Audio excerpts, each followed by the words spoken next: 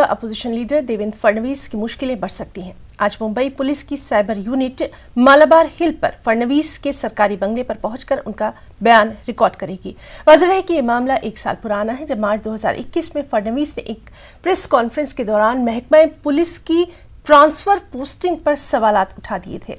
इल्जाम है कि ठीक उसी दिन फडणवीस ने मरकजी हुकूमत के दाखिला सेक्रेटरी से मुलाकात की थी और पुलिस ट्रांसफर के हवाले से कुछ राज भरे दस्तावेजात दाखिला सेक्रेटरी के हवाले किए थे। इसके बाद 2 दिन के अंदर मुंबई पुलिस ने देवेंद्र फडणवीस के खिलाफ सीक्रेसी एक्ट के खिलाफ वर्जी का मुकदमा दर्ज किया।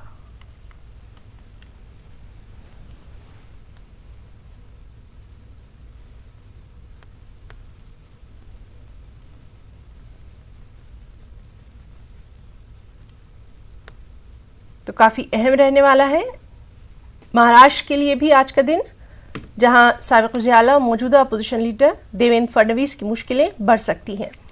आपको बताएं कि आज मुंबई पुलिस की साइबर यूनिट मालाबार हिल पर फडणवीस के सरकारी बंगले पर पहुंचकर उनका बयान रिकॉर्ड करेगी। 1 साल पहले की बात है, जब मार्च 2021 में फडणवीस ने एक प्रेस कॉन्फ्रेंस के दौरान महकमा पुलिस की ट्रांसफर पोस्टिंग पर सवालात उठाए थे।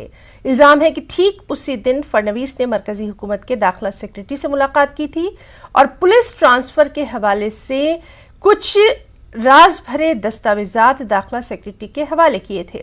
इसके बाद 2 दिन के अंदर मुंबई पुलिस ने देवेंद्र फडणवीस के खिलाफ सीक्रेसी एक्ट की खिलाफवर्जी का मुकदमा दर्ज किया।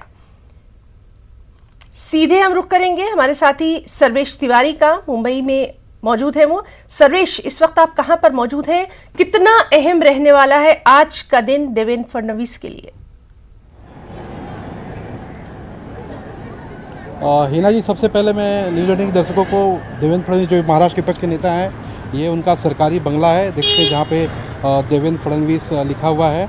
पुलिस की तमाम गाड़ियाँ सुबह 7 बजे से पहुँच चुकी हैं। तमाम जवान पुलिस के देख सकते हैं किस तरह से दर्जन भर से ज़्यादा सीनियर पीआई, तकरीबन 4 से 5 जो है एसीपी, जो यहाँ के एक्स्ट्रा डीसीपी को बुलाया गया है, जिनकी छुट्टी रद्द की गई है, उन्हें यहाँ पर सिक्योरिटी के लिए भेजा गया है। कुल मिलाजुलाकर ये पूरा मामला साल 2021 मार्च से शुरुआत हुई थी इसकी।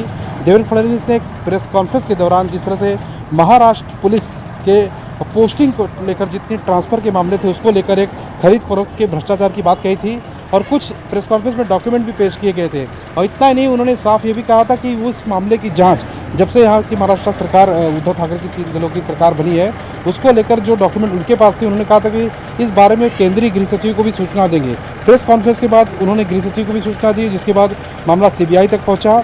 लेकिन सीक्रेट डॉक्यूमेंट जिस तरह से केंद्रीय गृह सचिव के पास पहुँचा एक विपक्ष के नेता के जरिए, अब मुंबई पुलिस की साइबर यूनिट का सवाल यह है कि ये सीक्रेट डॉक्यूमेंट्स आखिरकार उनके पास से आया कहाँ से। और इसी बात को लेकर मुंबई पुलिस लगातार उनको नोटिस भेज रही थी, कई बार नोटिस भेजी। हालांकि एक बार नोटिस के जवाब में उन्होंने एक बंद लिफाफे में अपना जवाब भी भेजा कि जल्द ही इस मामले में मैं खुद जवाब दूंगा, लेकिन फिर भी उन्होंने जवाब नहीं दिया। इसी मामले में सीबीआई को मुंबई के पूर्व पुलिस कमिश्नर परमवीर सिंह हो, राज्य के पूर्व गृह मंत्री अनिल देशमुख हो, उनसे पूछताछ कर चुकी है। लेकिन अब जिस तरह से साइबर यूनिट, जिस तरह से महाराष्ट्र की राजनीति का पूरा उपक्रम चल रहा है पिछले 2 सालों से, अब देवेंद्र फडणवीस से सर्वेश आपसे जानना चाहेंगे किस वक्त तक पहुंचने की उम्मीद है वहां पर बयान दर्ज करने के लिए, इसकी कोई जानकारी? जिस तरह से हमारे सोर्सेज बता रहे हैं, ठीक 11 बजे करीब मुंबई पुलिस की जो साइबर यूनिट है, यहाँ पर तकरीबन 4 से 5 जो अधिकारी हैं वो पहुँचेंगे और जो सवालों के जवाब वो विपक्ष के नेता देवेंद्र फडणवीस से चाहती है, उन सवालों के जवाब के लिए यहाँ पर उनकी टीम पहुँचेगी। तकरीबन 3 से 4 घंटे का वक्त लग सकता है, क्योंकि जिस तरह से बिल्कुल सर्वेश, तो बेहद अहम खबर पर लगातार नजर बनी हुई है। बहुत बहुत शुक्रिया।